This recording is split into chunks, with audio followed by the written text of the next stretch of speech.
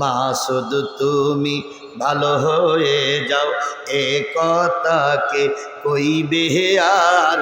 পালিয়ে গেছে কাউয়া কাদের, কেউ জানে না খবর তার। ভালো কি মনে নেই? মনে নেই? মনে নেই? ফকরুল সাহেব আপনার বাসায় কাউয়া কাদের গেছেননি, ঠাকুর গায়ের বাসায় আপনি থাকতে তাই দেশেননি। তার সাথে যে হিসাব বাকি, হায় হায়, তার সাথে যে হিসাব বাকি আছে কোটি জনতার। পালিয়ে গেছে কাউয়া কাদের, কেউ জানে না, হায় হায়, কেউ জানে না খবর তার। ভালো হয়ে যা। ডাক্তার ইসলামুল হক শিবশঙ্কর রায় কোরআনের বিরুদ্ধে কথা বলতে যে একদিন তিনি মুসলমান হয়ে গেলেন। আর আমাদের দেশের তাসলিমা নাসরিনের মতন পাপিষ্টা মহিলা কোরআনের বিরোধিতা করে নাস্তিক হয়ে ভারতের হাসপাতালে ঢুকে ঢুকে দিন শেষ করতেছে।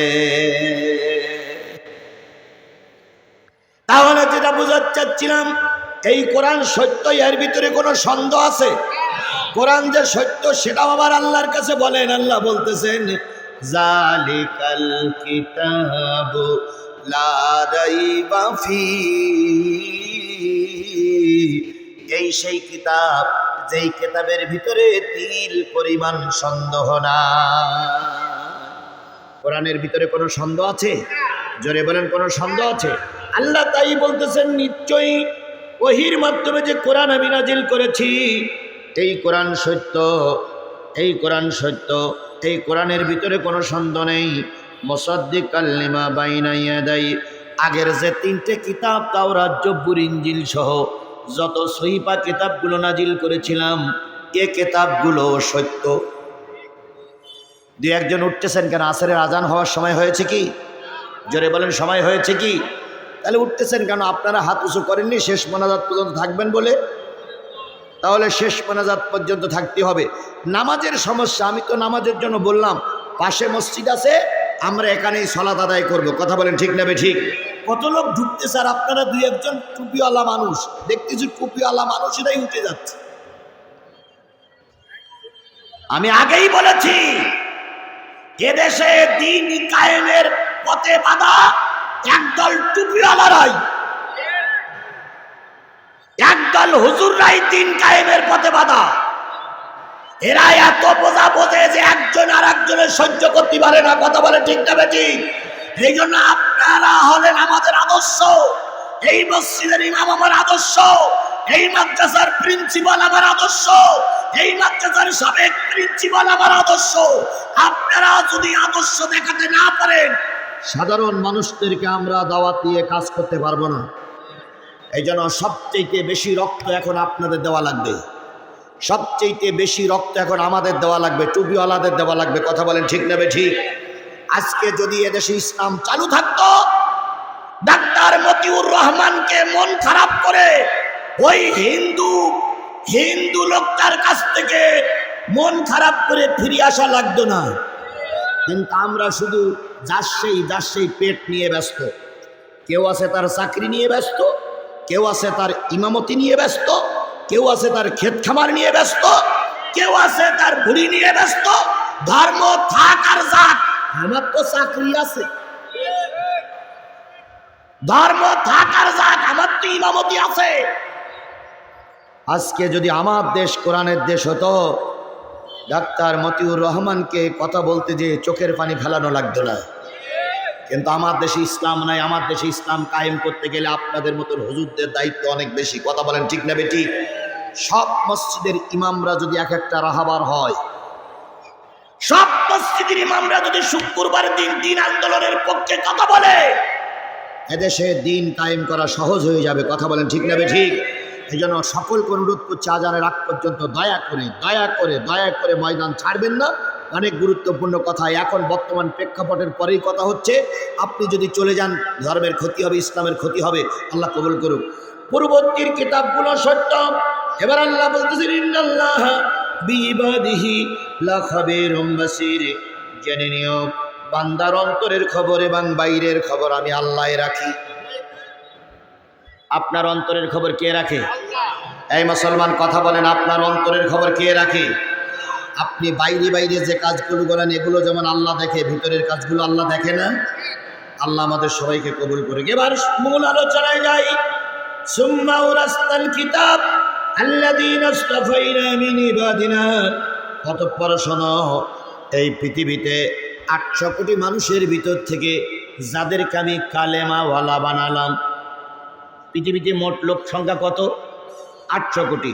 800 কোটি কালেমা, 800 কোটি মানুষের ভিতরে কালেমাওয়ালা ক কোটি?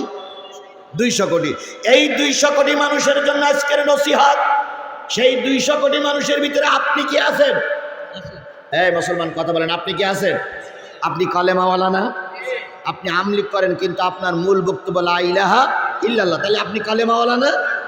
আমার ভাই জামাত ইসলাম করে, আমি একটা দল করি, আমাদের মূল কালেমা, আমরা মূল দাবি হলো আমরা কি মুসলমান না?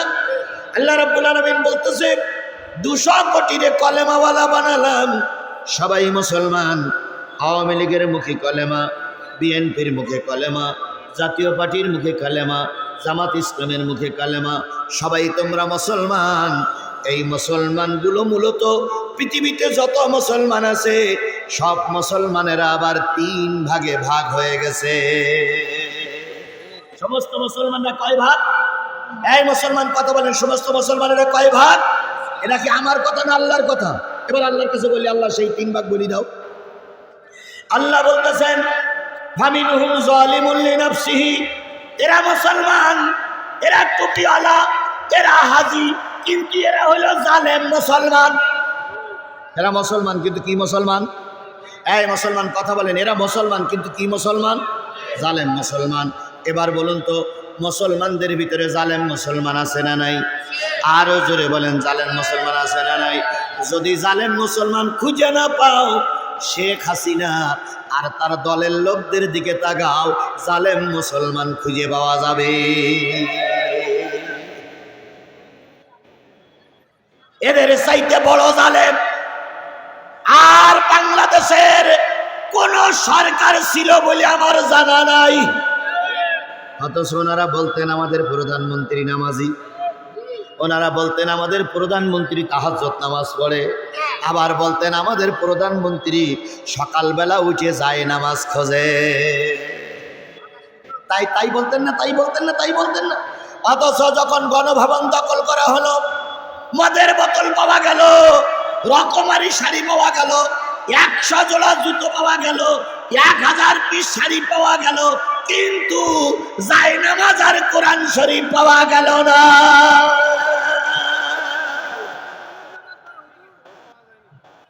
1000 পিস শাড়ি খেলা কথা মনে করেছেন আপনি? 100 জোড়া জুতো আর ব্লাউজ যে কতটা আল্লাহই ভালো জানে।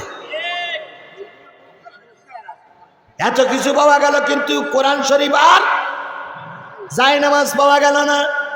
গণভবনে দাঁড়িয়ে একজন ফোন দিচ্ছে, কোরআন শরীফ আর জায়নামাজ কোথায় গেল? আওয়ামী লীগের নেতারা বলতেছে আমাদের প্রধানমন্ত্রী এত ধর্মভীরু যে যাওয়ার সময় জায়নামাজ আর কোরআন শরীফ বগল দাওয়াই করে নিয়ে চলে গেছে।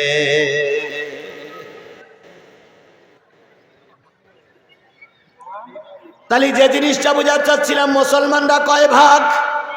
1 নম্বর হলো জালেম মুসলমান, অতীতেও ছিল, এখনো আছে, কিয়ামত পর্যন্তই থাকবে। 2 নম্বর হচ্ছে অমিনহুম মুক্তাসিদ, কিছু মুসলমান আছে তারা ধর্ম নিরপেক্ষ মুনাফিক মুসলমান। এরা নামাজ পড়ে, এরা রোজা রাখে, এরা ইসলাম মেনে চলার জন্য চেষ্টা করে, এরা হজ করে, কিন্তু আল্লাহর কোরআনের আইন এরা চায় না। এরা হলো মুনাফিক, এরা হলো মুনাফিক, এরা হলো মুনাফিক। বাংলাদেশে বুঝি মুনাফিক নাই? বাংলাদেশে বুঝি মুনাফিক নাই?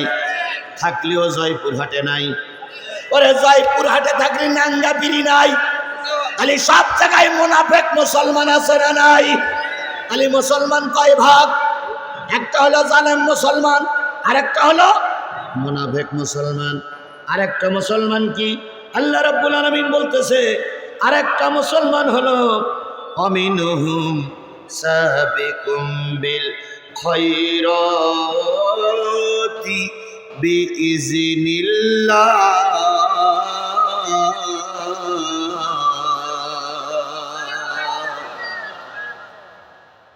আরেকটা মুসলমান হলো তারা একানিষ্ঠ কোরআনওয়ালা মুসলমান। খালি মুসলমান না মূলত কয় ভাগ? কালেমাওয়ালারা মূলত কয় ভাগ? একটা হলো জালেম, আরেকটা হলো নিরপেক্ষ, আরেকটা হলো খাঁটি মুসলমান। এই তিনটা গ্রুপের বিচার যখন হবে, তিন গ্রুপেরই বিচারের সম্মুখীন করা হবে। কাফেরের বিচার হবে না, নবী রাসূলদের বিচার হবে না। নবী রাসূলরা বিনা হিসাবে জান্নাতি, কাফেরেরা বিনা হিসাবে জাহান্নামী।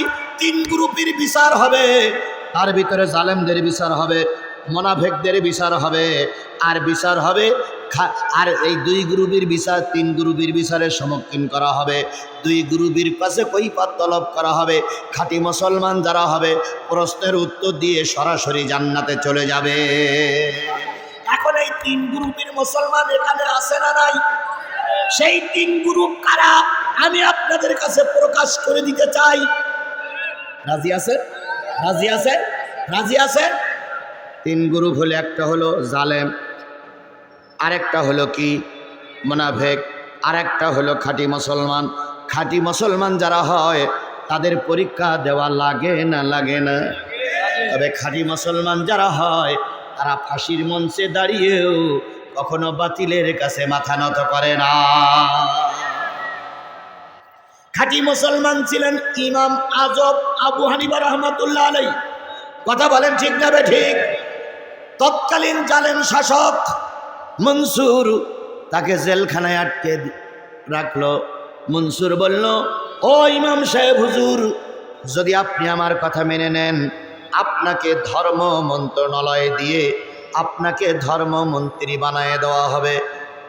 ইমাম আজম আবু হানিফা রাহমাতুল্লাহ আলাইহি বললেন, জালেম সরকারের কোনো পদ আমি নিতে চাই না, কারণ তুমি মুসলমান হতে পারো কিন্তু তুমি জালেম। তুমি কি? এবার আসেন আমার দেশে আল্লামা সাঈদীর যখন জেলখানায় বন্দী করলো, এই জালেমের বাচ্চা, এই শেখের বেটি আল্লামা সাঈদী বলেছিলেন, জামাত ইসলাম থেকে বেরিয়ে আসুন, যত প্রকার সুযোগ সুবিধা সব আপনাকে আমিই দেব। আল্লামা সাঈদী বলেছিলেন, জালেমের কাছে অতীতের কোনো নেতারা মাথা নত করিনি, আমি আল্লামা সাঈদী তোমার কাছে মাথা নত করব না। মনসুর বলল, ও ইমাম সাহেব হুজুর, যদি আপনি আমার বশ্যতা স্বীকার করে নেন, তাহলে আমার পরের পথটা আপনাকে দেওয়া হবে। আপনার পরের পথটা কি? আমার পরের পথটা হলো এদেশের প্রধান বিচারপতি বানায় দেওয়া হবে।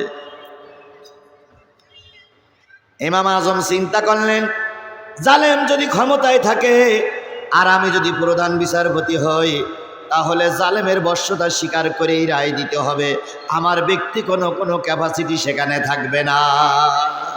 আমরাও তাই দেখেছি, অতীতের যত বিচারপতিরা রায় দিয়েছে সব বিচারপতিরা সরকারের পাঁচাটা গোলাম ছিল। তার ভিতরে একজন বিচারপতি ছিল কালামানিক। কি মানিক? কালামানিক। ওর একটা ভালো নাম কি জানেন আব্দুর রহিম? ওর একটা কি ভালো? শামসুদ্দিন ওরফে কালামানিক। তিনি প্রায় বলতেন অনেকের রায় কার্যকর করলাম, আল্লামা সাঈদীর রায়টা আমি কার্যকর করতে পারলাম না। মনে বড় ব্যথা, মনে বড় ব্যথা। ব্যথা নিয়ে যখন দেশে ছিলেন, হঠাৎ করে দেশ অন্যের হাতে চলে গেল। কালামানিক পালাইয়ে যাচ্ছিল। কোথায় যাচ্ছে? পালাইয়ে যাচ্ছে ভারতে। হঠাৎ করে কিছু লোক ধরে ফেললো, এমন মাইনে মেরেছে একটা বিসি আউট। লাতি মারবি নাই, মার জাগায় মেরিস, মারার পরে দুটোতে একটা বাস্ট হয়ে গেছে। হেসেন না, খেয়াল করেন, আল্লাহ এভাবেই এদের শাস্তি দেবে। কথা বলেন ঠিক না বেটি? গত 3 মাস 4 মাস আগে জাতের কথায় গোটা বাংলাদেশ চলতো, তাদের এখন গরুর দড়ি দিয়ে বেঁধে হাত করা পায়ে বেড়ি পরিয়ে কোটে উঠাচ্ছে। কথা বলেন ঠিক না বেটি? ওদেরকে যে পুলিশ সালাম দিত, সেই পুলিশ এখন কবরে দড়ি বেঁধে গরুর মতন টেনে টেনে জেলখানায় নিয়ে আসতেছে। এর চাইতে আল্লাহর কি বিচার দেখাবে? আর এই কাউয়া কাদের এ এক এক বেফাস কথা বলে বলে সমাজটার উচ্ছৃঙ্খল করে ফেলেছে। কথা বলেন ঠিক না বেটি?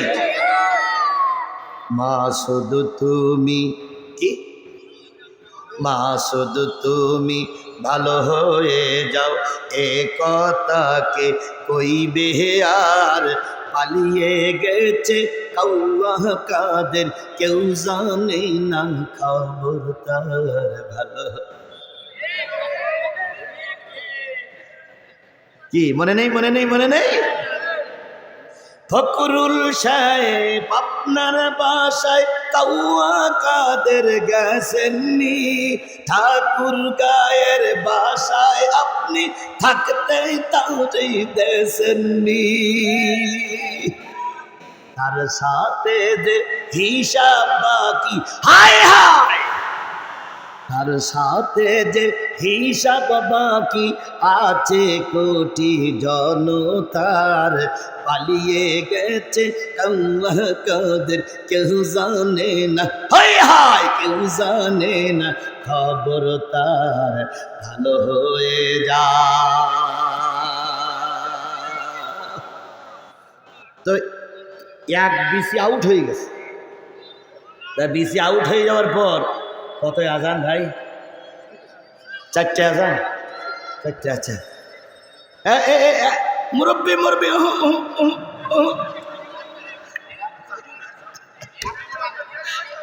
ও আজানের দায়িত্ব আছে মনে হয় মুরব্বী। এই যুবকেরা ঠিক আছো তো? হ্যাঁ ঠিক, খেলা আছে, খেলা আছে, দেখতেছি। বন্ধুগণ, চলবে চলবে চলবে। আমি ভাই দিনের বেলায় দাওয়াত নিতে চাই না। কেন নিতে চাই না? দিনের বেলায় ওয়াজ করে তৃপ্তি লাগে না, শ্রোতারও মন তোলা যায় না। কথা বলেন ঠিক না ঠিক? আজান শুনলে বন্ধ, সব শ্রোতা যাবে আর বলবে হুজুরির ওয়াজ শুনে আজকে মন ভরল না, তাই বলবে না? আর কিছু কিছু লোক বলবে এক এক হুজুর আছে 4-5টা করে মাহফিল নাই, কোনো জায়গায় হক আদায় করতে পারে না। বিশ্বাস করুন ভাই, আমি 4-5টা মাহফিল আমার মোটো করতে পারতি না, কিন্তু মাহবুব ভাই আমারে ছাড়িনি, তাই দিনের বেলায় দাওয়াত দিছি। যদি রাতের বেলায় সুযোগ থাকতো, আল্লাহর কসম এ দাওয়াত আমি দিনে নিতাম না, রাতেই নিতাম। কারণ রাতে নিলে কি হয়, আধা ঘন্টা বেশি বলা যায়। আধা ঘন্টা বেশি বলা যায় না? 9:30 শেষ হলো না, আধা ঘন্টা ট্রেনে দিলাম। কিন্তু এখন যে আজান হবে, আজান হলে আর কোনো ওয়াজ চলবে না। কথা বলে ঠিক না ঠিক? এ ভাই ভাই ভাই ভাই ভাই ভাই, আল্লাহ আমাদের কবুল করুক।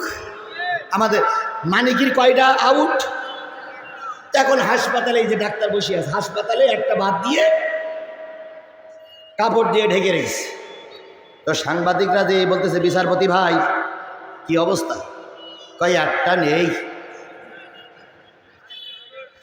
তো বলতেছে সাংবাদিকরা বলতেছে কোন পাশেরটা নেই, ডাইনিটা না বামেরটা? কালামানিক তখন বলতেছে আমি আবার যন্ত্রণায় বাঁচতে, তো ডাইনি কি পাবে, তাই থেকে কি হবে এখন? আমার জাতি, তুমি আল্লামা সাঈদীর রায় কার্যকর করার জন্য খুব আনন্দিত হয়েছিলে। আল্লাহ তোমার পিসি আউট করে দিয়ে জাতির কাছে দেখাইছে আলেমদের বিরুদ্ধে অ্যাকশনে গেলে আল্লাহ ছেড়ে দেয় না, আল্লাহ ছেড়ে দেয় না, আল্লাহ ছেড়ে দেয় না। আমরা জাতি চেয়েছিলাম একটা সুষ্ঠু নির্বাচন। কথা বলেন ঠিক না বেঠিক? আমরা জাতি চেয়েছিলাম 15 বছর ভোট দিতে পারি না, এবছর যেন ভোটটা দিতে পারি। আমরা শেখ হাসিনা পালাই জায়গাটা চাইনি, আমরা চাইছিলাম সুষ্ঠু নির্বাচন।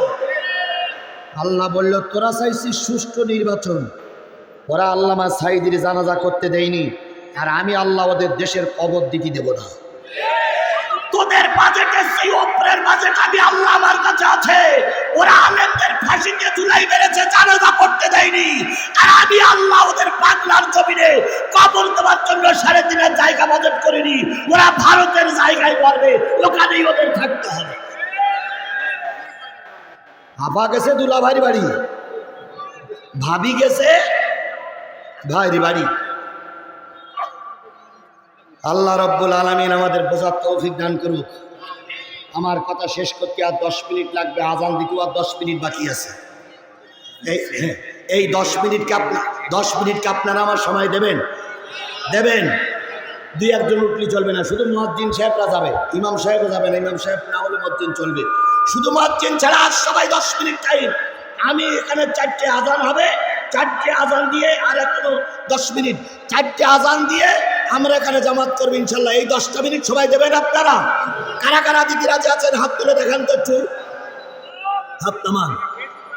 আচ্ছা হচ্ছে, যদি এখানে সরকারি মাদ্রাসার মাহফিল হতো তাহলে আমি টাকা চাইতাম না। মায়ের খেলেন খাদিজার কাছে সেবা নিচ্ছিলেন নবীজির আপন চাচা আমির হামজা শিকারে ছিলেন। তখন কিছুক্ষণ পরে এলাকায় এসে শুনলেন আবু জেহেল নবীকে মেরে রক্তাক্ত করেছে, আবু জেহেল নবীকে মেরেছে। শিকারের জিনিসপত্র রেখে সোজা চলে গেলেন নবীর বাড়ি। বাইরে থেকে ডাক দিলেন ভাতিজা মোহাম্মদ, ভাতিজা মোহাম্মদ। এতক্ষণ পর্যন্ত নবীর চোখে একটুও পানি ছিল না। যেই না চাচার আওয়াজ শুনেছে, সেই নবীজি চোখের পানি ফেলে কাঁদতেছে। আমির হামজা কয় কাঁদো কেন? কয় চাচা আপনাদের মতন বড় বড় বীর পালোয়ান থাকা অবস্থায় আবু জেহেল আমাকে মারে, আমার পাশে দেখার মতন একটা লোক খুঁজে পাওয়া যায় না। আমরাও আশ্চর্য হই। আল্লামা সাঈদীর যখন রায় বাহির হয়, সেই সময় যদি আর কেউ ময়দানে নামুক, আমাদের দেশের টুপিওয়ালারা ময়দানে নামতো, আল্লামা সাঈদীরে ওরা অন্যায় ভাবে মেরে দিতে পারত না। আল্লামা সাঈদীর রায়ের পরে আমার দেশের একদল টুপিওয়ালারা আনন্দ মিছিল করেছিল, আমাদের দেশের একদল টুপিওয়ালারা আনন্দ করেছিল। কথা বলেন, কথা বলেন, কথা বলে। সে টুপিওয়ালারা এখন আছে না নাই? আমাদের সামনেই আছে। বড় বড় মসজিদের খতিব, বড় বড় মসজিদ মাদ্রাসার বড় বড় পদ দিয়ে, গায়ে মুজিব কোট পরে, মাথায় টুপি পরে, আল্লামা সাঈদীর মৃত্যুর দাবি করে প্রতিটা শহরে আনন্দ মিছিল করেছিল এই টুপিওয়ালারা, এই টুপিওয়ালারা, এই টুপিওয়ালারা।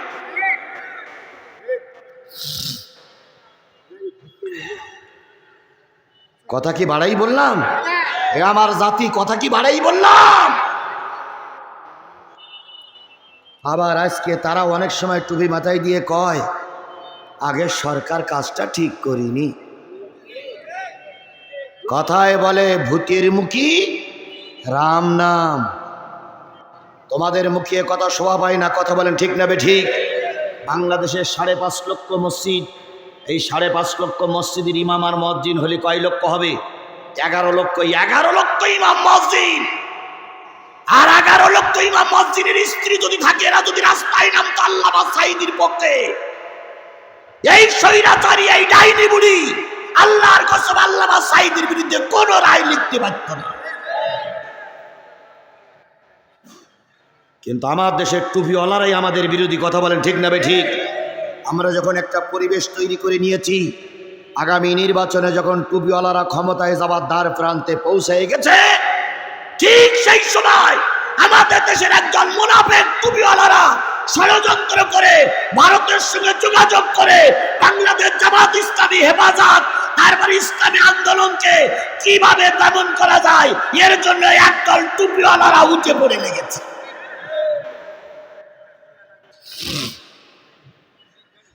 এরা হলো ভারতের 5 আটা গোলাম,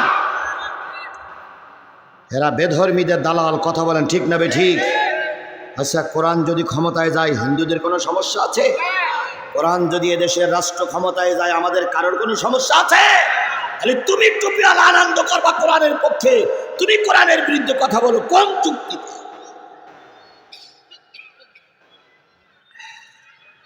বাজান আজকে ওয়াজ করার পরে রাত্রি আর আমার ওয়াজ হবেন তো নাকি? মাইকের আজকের এই ওয়াজের পর আমার তো রাতের ওয়াজ বন্ধ হয়ে যাবে। আমি তো একেবারে তোমার মুখের কাছেই নিয়েই বলতেছি। তুমি চিন্তা করছো আমি জোরে কথা বলি তোমার ইউনিট কেটে যাবে, তাহলে ভাড়া নিছাও কেন? আমি তো হাঁকাহাঁকি করা লোক, আমি তো নরম ভাষায় কখনো কথা বলতে পারি না। তখনও বলিনি, এখনো বলি না, কথা বলি ঠিক না ঠিক? ওরা যখন চারিদিক থেকে আমাকে ঘেরাও করে রাখতো তখন আমার জবান ওরা বন্ধ করতে পারেনি। আর এখন তো ডাইনে বামে সামনে পিছনে সব আমার লোক, এখন তো নরম কথা বলার প্রশ্নই ওঠে না।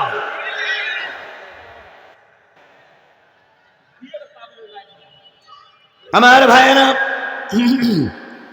যে জিনিসটা বুঝাতে চাচ্ছিলাম সেটা হলো আল্লাহ নবী আমির হামজার সামনেই বক্তব্য গুজরাট যখন দিলেন, আমির হামজা বললেন, ভাতিজা একটু অপেক্ষা করো, অল্প সময়ের ভিতরে আসতেছি। আমির হামজা চলে গেলেন, আবু জেহেলকে খুঁজতেছে। খুঁজতে খুঁজতে যেয়ে দেখে কাবার চত্বরে সাঙ্গ পাঙ্গদের নিয়ে, নেতাদের নিয়ে আনন্দ করতেছে আর বলতেছে, দিয়েছি আজকে মোহাম্মদকে, মোহাম্মদ আর কখনো মাথা উঁচু করে কালেমার দাওয়াত দিতে পারবে না।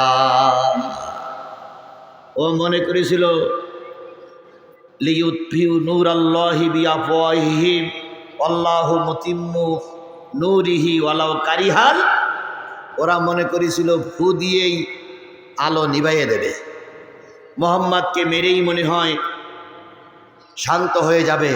কিন্তু না, ভুল করেছ, ভুল করেছ। মনে করেছিলে ইসলামী আন্দোলনের কিছু নেতা কর্মীদের ফাঁসিতে ঝুলাইয়ে তোমরা মৃত্যু ক্ষমতায় থাকবে না। একজন নেতা ফাঁসিতে ঝুলেছে, লক্ষ নেতা সেই শূন্য স্থান পূরণ করে দিয়ে বসে আছে। আমির হামজা বললেন, আমি আসতেছি। আবু জেহেলকে খুঁজে পাওয়ার পর আবু জেহেল বলতে, আমির হামজা বলতেছে, নেতা নেতা নেতা, কি হয়েছে? মোহাম্মদকে মেরেছেন? হ্যাঁ মেরেছি। দোষটা কি? কয় দোষ আর কিছু না, কালেমার দাওয়াত দেওয়া বন্ধ করতে বলেছি, দেইনি। আজকে আমরাও লক্ষ্য করতেছি কালেমার দাওয়াত দেওয়ার কারণেই নেতারা ফাঁসিতে ঝুলেছে, কথা বলেন ঠিক না বেঠিক?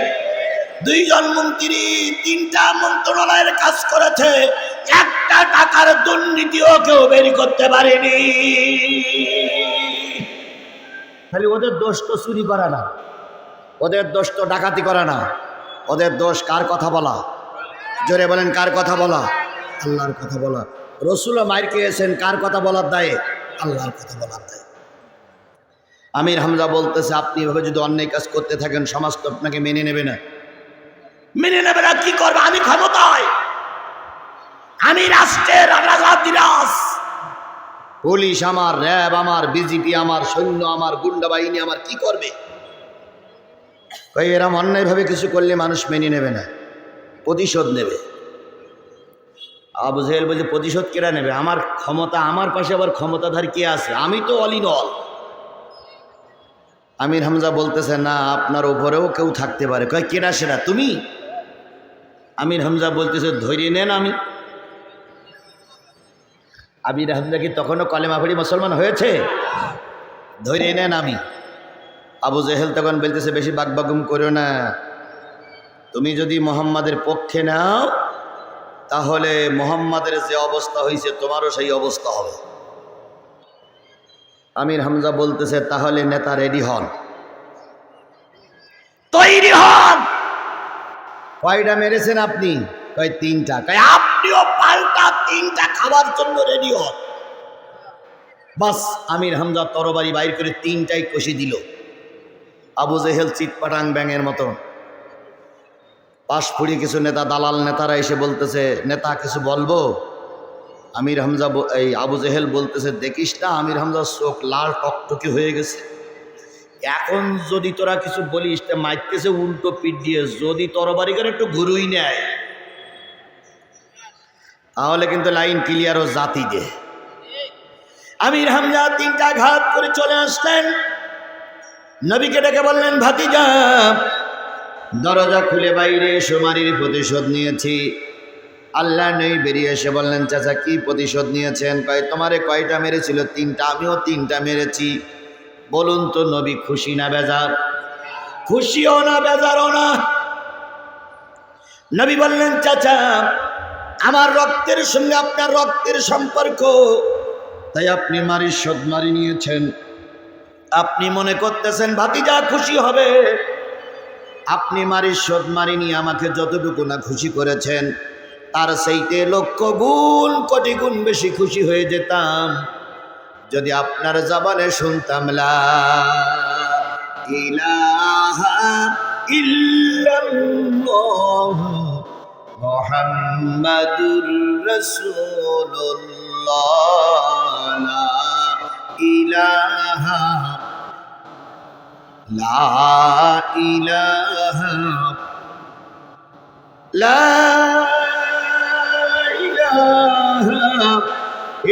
ইল্লাল্লাহ মুহাম্মাদুর। আল্লাহর নবীর কথা শুনে আমির হামজা বললেন, ভাতিজা তুমি সাক্ষী, খাদিজা সাক্ষী, আল্লাহ সাক্ষী, আমি এখনই ঈমানের কালেমা পড়ে নিলাম। তাহলে নবী কি প্রতিশোধে বিশ্বাস করেছিলেন? নবীজি ক্ষমায় বিশ্বাস করেছিলেন। সুতরাং আমরাও সেই নবীর আদর্শ ধরে চলবো ইনশাআল্লাহ। আজকে নবীর একটা মাদ্রাসার সামনে আমরা কোরআনের কথা বলতে পারছি, এই জন্য নবীর নামে দুরূদ আর সালাম সবাই মিলে বলছি সাল্লাল্লাহু আলাইহি ওয়াসাল্লাম। বন্ধুগণ, দিনের বেলার মাহফিলে খুব বেশি সময় পাওয়া যায় না, কিছুক্ষণ পরেই বেলাল মসজিদের মিনার থেকে আজান দিবে, হাইয়া আলাস সালাত।